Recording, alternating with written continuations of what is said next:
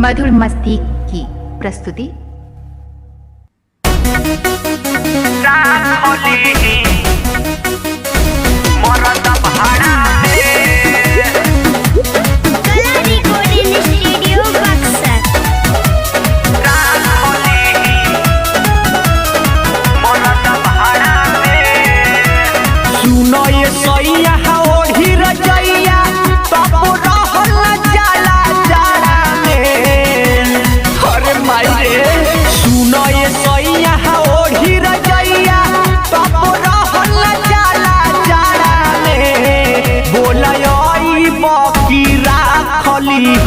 मरद भाड़ा में बोलई पपिए गोरा खली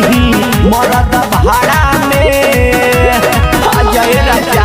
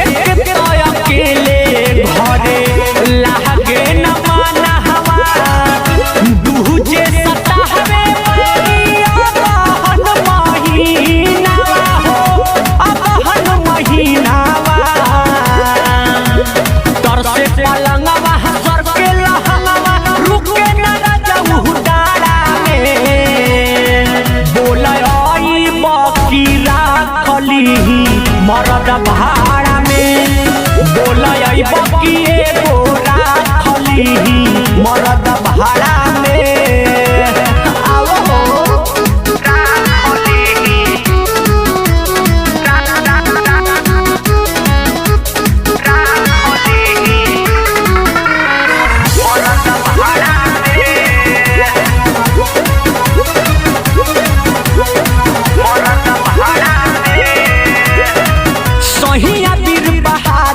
कैसे रहे अकेले कही दया की चली आई हन संघले सहिया बीर बहादुर कैसे रहे अकेले कही दया की चली आई हन संघले चली आई हन संघले हो मंगल करे के दंगल लभके अखाड़ा में बोलई बकीरा खली मरद भाड़ा में बोलई बकिए गोरा खली मरद भाड़ा में सुनो ये सैया ओढ़ी रजैया तब रहल जाला जाला ले बोलई बकीरा खली मरद भाड़ा में बोलई बकिए गोरा खली मरद भाड़ा में।